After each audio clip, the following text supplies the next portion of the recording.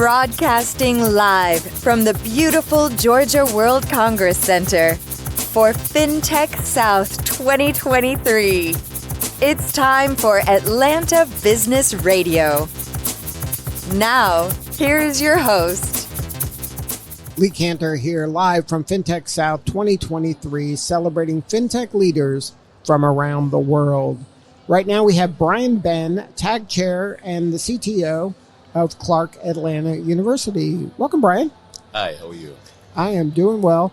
For folks who don't know, talk about your role at Clark Atlanta. What is the CTO doing over there? Well, it's actually CIO, but kind of the same thing. I'm over the Office of Information Technology and Communications, and just making sure that we're using and leveraging technology to help support the university, help increase the productivity and profitability, and attract more students and make the technology experience great for both the student and faculty. So what's your backstory? How'd you get involved in this line of work? Well, I came up, I did computer science and math undergrad, and then I started my career at NASA, and I just always kind of gravitated towards IT. I just loved being able to use technology to pretty much do anything. And so I came up and I did a little bit at NASA, DOD, did some consulting for a while, and spent 10 of the last 11 years as the CIO for Atlanta Housing Authority. So I'm about 36 days in this new gig. Oh, so this is brand new for you? It is. Academia, higher ed, yep. So what is some of the challenges that academia has that maybe your previous world didn't include? Well, you've got a lot of brilliant minds. I don't want to say God complexes per se, but I got a lot of PhDs and so forth to support and understand the dynamics. And it's research. So you want to be able to make sure that we can do our things, but also segment them so they can research and they can really kind of be innovative and leverage technology. So you got to think beyond just keeping the systems up and running, but you've got to think about those 4,000 students as well as the 1,000 faculty and staff that you have to support. So you've got to be real comprehensive and broad in your thinking and employment of information technology. So how is Clark doing when it comes to attracting students that could follow into a path into fintech, into technology? I think they're doing really well. I think they have a great business department for one, education, just all the departments I've seen already in my just over a month there. They're really set up and really preparing the students to step into the workforce and really compete. And I think it's really kind of exciting. It's really exciting using technology and leveraging technology so they can get the best and the brightest out there into the workforce. Now, what attracted you to get involved in chair and take on the leadership role? Well, I just really love this tech ecosystem here in Atlanta, and I think the thought leadership, the intellectual capital, as well as the camaraderie is second to none. I know there's Silicon Valley, I know there's the Research Triangle, but I'm really excited about what we have, a potential and the upside regarding our tech ecosystem here. So what, since you've been around the block a little bit, what do you think the ecosystem needs to do a better job with? I think we just need to continue to evangelize. I think we really need to understand how dynamic technology is and to just get out in front of it. I think if we can be more proactive instead of reactive, and we can just continue to employ technology to help the youngest all the way up to the oldest, whether we're helping support those older ones who are a little reticent to use technology, or whether we're bolstering those young ones who've grown up in it. I just think we have a responsibility to make sure that we're technology evangelists, and also like to bridge the digital divide. I think that's important, that we make sure that we understand that that's a great equalizer in terms of technology, just like education was and still is. So if you were kind of in charge, how would you bridge that divide? What are some of the things that we can be proactively doing to kind of lessen that divide?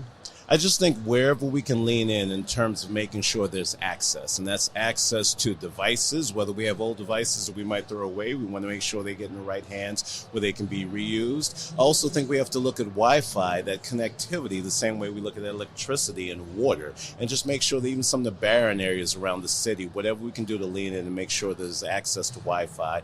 And lastly, I think training is important, whether it's rudimentary training, basic computing skills, or even what we can do with our jobs in terms of workforce development and making sure we leverage technology in that way. Is there an opportunity to introduce some of the computer sciences at an earlier age? Absolutely. I think the earlier we get them, the more. Again, they're playing with these things, but I think so. The application that they have is good, but I think we can also introduce that theoretical side and that theory early, and I think that combination of both the application and the theory will make the best and the brightest practitioners. And is there a way you think that we can get more mentors involved earlier? Because there's a lot of mentors and job shadowing as the kid is, high school, college. But if they saw the possibilities and understood that there's they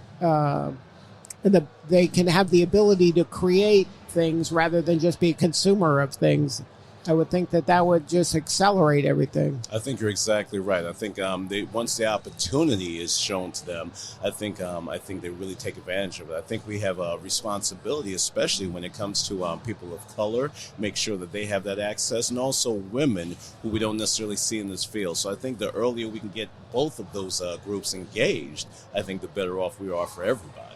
Now, is that something that TAG is tackling, or is that something that's outside of the scope? I think TAG is definitely doing that as part of their TAG Ed initiative. They're making sure they're focusing on not just people of color and from a diversity side, but also getting women. And we're talking about young women. We're talking about creating opportunities for them to get to the workforce, for them to make sure that they're able to start businesses and companies and have incubators. So I think the TAG is playing in that space very well. Yeah, we've done a lot of work with women in technology, and it seems that at a certain age, it just kind of splits where either they're self-selecting out or they're not getting the opportunities to continue down the path, and anything that could be done to help keep them on that path. I just see so many young people are just such consumers of this, and they just can't change their mindset to say that I can be a creator as well. I can get on the other side of the table here. I think you're exactly right. I think it's more of a mindset, and I think I'd be remiss if I didn't mention one of the other initiatives that TAG has, and that's Bridge Builders, and that's getting minority and people of color, not just in the workforce, but helping them, like those incubators we mentioned, start companies. And again, once you see that possibility, and once you know it's a possibility for you, and then you get engaged at that level, especially at an early age, I think it's not just, I think there's a win for everyone, because we're now maximizing our potential by leveraging all of our talent. Now, what are some things that a person can be doing to get involved so that they can show that representation and show that path for especially young people in this? Well, again, I'll definitely talk about TAG since this is a TAG event, but there's several other organizations here that we partner with. But TAG has 20 plus societies, and if you go to tagonline.org, you look at the different societies around all the different disciplines, you can find one that matches with you, that aligns with you, and that aligns with your interest and your skill set. And then you can kind of see if you can volunteer and lean in that space. And even if you weren't to step in with TAG, I think if you're good, technology savvy, I think that's important that we, again, go back and give back in the schools, at work, and just be intentional about it. I think the intentionality is a big piece of this. Well, Brian, thank you so much for sharing your story today. You're doing important work, and we appreciate you. It's my pleasure. Thank you. All right, this is Lee Cantor. We'll be back in a few at Fintech South 2023.